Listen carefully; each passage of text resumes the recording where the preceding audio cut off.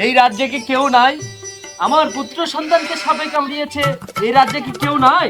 সেনাপতি, আদেশ করুন জাহাপনা, আপনার জন্য কি করতে পারি? তুমি জানো না আমার পুত্র সন্তানকে সাপে কামড়িয়ে বাঁচানোর জন্য কি ব্যবস্থা করবে? তুমি এখন সেই ব্যবস্থা করো। আমি রাজ্যে ছিলাম না হুজুর, আমি রাজ্যের কাজে বাইরে গিয়েছিলাম হুজুর। এখন তাড়াতাড়ি একজন সাপুরকে ডেকে এনে আমার পুত্র সন্তানকে বাঁচানোর ব্যবস্থা করো। আমি এখনই আনছি হুজুর। কি কস তুই যে ওই দিন আমাকে থিয়ে চলে আলি লোকজন তো আমার বের করে আপনার একজন থুয়ে আমরা কি করবো? কারণ আপনি যে ভাত পাই শুরু করছিলেন ওরা তো সবাই বেড়ে ফেলাইছিল, থাকলে আমি ভাই, হ্যাঁ কি সে আমাদের রানার ছেলেকে সাথে কামড় দিয়েছে, আমার সাথে চলে। আমি আপনাকে দিতে বলছি এক্ষুনি। আসেন কি সাপের বিষটা মারতে হবে। কি সাপ কামড় দিছে জানেন? 2 সাপ। দুই বুঝে সাপ আসেন, কামড় দিছে। 2 সাপ কামড় দিয়েছে। চলেন দেখি। আপনি যদি না নিয়ে যেতে পারি আমার চাকরি থাকবে না। এই রাজামশাই আমার সাপের রাজামশাই আমার গর্দান নিয়ে নেবে। এই সাপের দাঁত তো অনেক মারাত্মক। তাই তো মনে হচ্ছে। আচ্ছা যাই হোক, এইসব মরা মুরগিটাও আমার ওস্তাদ ভালো কিনা দেয়। কামড় দিছে কোন সাপ এই দেখুন।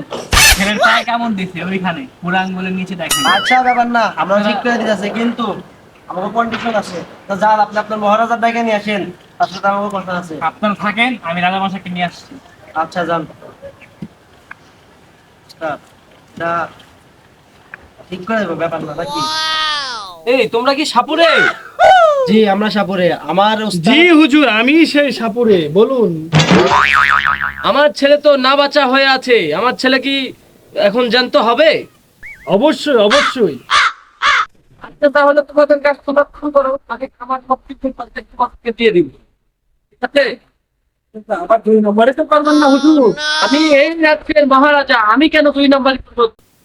তোমরা আগে কাজটা করো, তারপরে আমি বোঝাবো নি যে আমার অর্ধেক সম্পত্তি তোমরা পাও কিভাবে, সেটাই আমি দিয়ে দিব। আমিও এই রাজ্যের রাজা, আমার কি কম জ্ঞান আছে?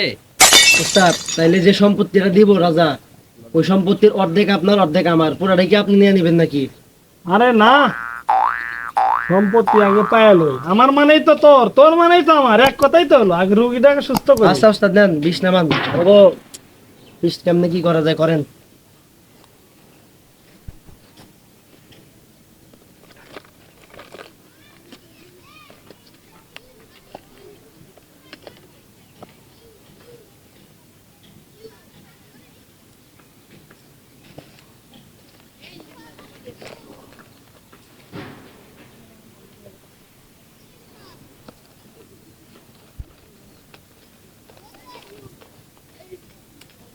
কিভাবে রুগীকে সুস্থ করতে হয় শিখে শিখে, এই যে আগে 4 দিকে 4টা করে দিলাম, ঠিক আছে?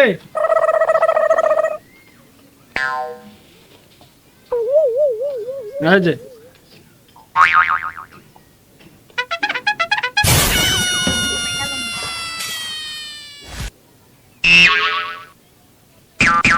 উস্তাদ ওটা কি পাইলে ভিতর দিকে করতে হ্যাঁ হবে? হ্যাঁ হ্যাঁ হ্যাঁ।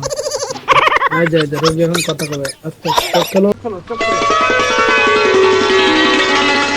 আচ্ছা রাজা মশাই, আপনার ছেলে সুস্থ হয়ে গেছে। রাজা মশাই, রাজা সাহেব, আপনার ছেলে তো সুস্থ হয়ে গেছে। উঠা বসো। কি বলছেন? এত তাড়াতাড়ি সুস্থ হ্যাঁ, হয়ে সুস্থ গেছে হয়ে আমার গেছে। ছেলে? হ্যাঁ বাবা তুই সুস্থ হয়েছিস? হ্যাঁ, আল্লাহ তোর হায়াত আমি দারাজ আপনাকে কি করুক। বলেছিলাম, আমার ওস্তাদ এ পর্যন্ত 300 রোগীর বিষ নামিয়ে দিয়েছে। হ্যাঁ তোমার কথা ঠিক আছিল, তোমাকেও ভালো লাগছে এখন আমার কথা আমাদের শুনে। পাওনা দাও নাকি? পাওনা দাওনা দিব, এত তাড়াতাড়ি করছো কেন? তোমাদেরকে পাওনা দিব, দাওনা দিব, তোমাকে খাওন দিব, সবকিছু দিব তোমাদেরকে। আমি বলি নাই তাহলে- আমার একমাত্র এই রাজ্যের আমার একটা পুত্র সন্তান, এর জন্য আমি সবকিছু করে দিতে পারি তোমাদেরকে। ঠিক আছে, আমরা চলা এই তাহলে আমরা নাকি? চলে যাবো, আমাদের পাওনাটা আমাদেরকে বুঝিয়ে দেন। হ্যাঁ দিয়ে দিব, আসো তোমাদেরকে নিয়ে আলাদা জায়গায় পাওনা দিয়ে দিব, আসো। আচ্ছা চলেন তাহলে। হ্যাঁ ওঠো। রাজা মশাই, আপনি তো জমি দেওয়ার কথা। রাজা মশাই, আমাদেরকে তাহলে জমি অর্ধেক লিখে দেন রাজা মশাই। হ্যাঁ দিব। এই সেনাপতি, হ্যাঁ, এদের হুজুর। 2 নেংটির বাচ্চাকে কারাগারে বন্দি করা হোক। এই রাজা মশাই, আপনাকে আমি অভিশাপ দিলাম, কথাবার্তা ভালো করে বলো বেয়াদব। ধ্বংস হয়ে যাবে।